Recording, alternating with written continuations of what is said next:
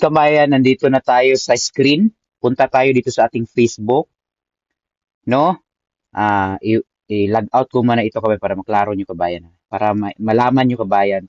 So ngayon kabayan, ito yung Facebook ko, no? Itong Facebook na to, nandyan sa loob yung page ko. Okay? So ito lang yung admin ko isa. Dapat kasi dalawang ganito. So ngayon, ang gagawin ko, itong isang admin to, isa itong pinaka-main na admin, i-add ko tong TD Paquiros dito para dalawa sila. I-click ko to kabayan ha. I-click ko yung Facebook ko. Tapos pag maklik ko yung Facebook ko kabayan, punta ako sa menu, no? Hanapin ninyo yung menu. Yan. Tapos hanapin ninyo dito yung hanapin niyo itong page. Yan, page. Click niyo yung page. Pag maklik yung page, punta kayo sa channel niyo. Ito yung nasa loob ng aking Facebook. So ito yung channel ko, no? Is Facebook page channel. Yan, click ko yan.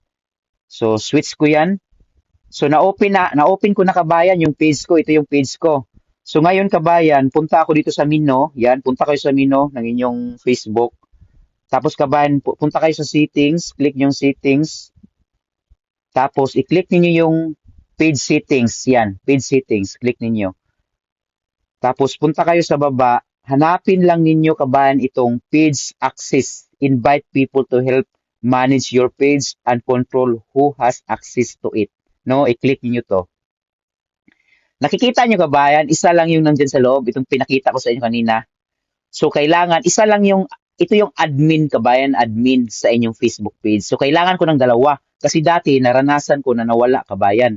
Isa lang yung ganito ko, ito kabayan dati, yung isang channel ko, example, nawala ito kabayan, na-hack to.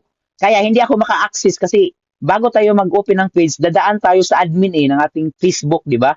No? Kasi sa Facebook natin, nandun sa loob yung page natin. So kailangan ko ng extra, kasi in case mawala to, ma-hack to, mayroon pa akong isa. So, ang gagawin ko, i-click ko lang tong add new. Para madalawa na to. Add new. Tapos, click ko yung next. Next lang. Tapos, i-search mo dito kung anong admin yung i-add mo extra. So, sa akin kanina, sinabi ko sa inyo na, ano yun? TD Paquiros. Ito kabayan, ito yung isa kong Facebook. So, i-add ko yung isang Facebook ko para dalawa na yung Facebook admin ko. Yan. So, click ko yan tong give access. Tapos, ang password ng yung kanina, yung pumasok tayo, yung isang admin ko, lagay lang natin yung password dyan, okay? So, yan. Tapos, confirm.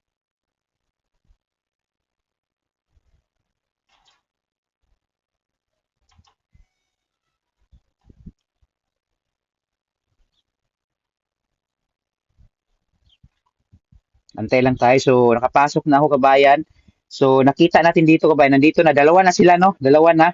Pero, invite expire in 31 days. So, kailangan, nag-invite man tayo, in-invite man natin to si TD Paquiros, dapat i-accept niya. Kasi nga, nagpula pa dyan o dapat mawala na yung pula. Okay? So, ang gagawin natin, mag-log out tayo kasi isa lang yung cellphone natin. Mag-log out ako dito para mawala tong pula. Punta ako dito sa menu, log out lang yung natin, yung Facebook natin, no?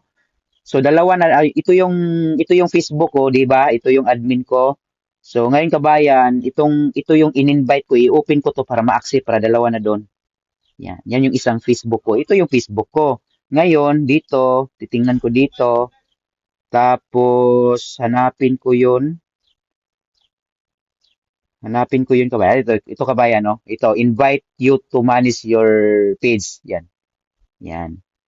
So, ang gagawin ko, review invite, click ko, tapos next, tapos accept. Tapos, not now. Yan, invite accepted kabayan. So, punta tayo, mag-log out ako kabayan sa ito. Babalik ako dito sa may Mar Unsaka. Pagkatapos, punta ako sa menu. Punta ako sa page. Yan, ito yung page ko kabayan.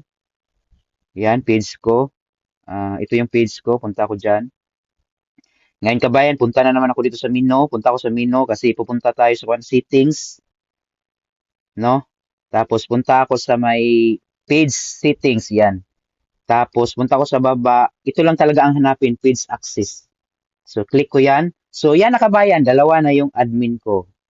Ito yung inad kong in case mawala to, meron akong extra. In case mawala tong TD Pakiros, meron akong isang extra. So maraming salamat, ingat, and sana nagustuhan niyo ang video. And don't forget to like and subscribe.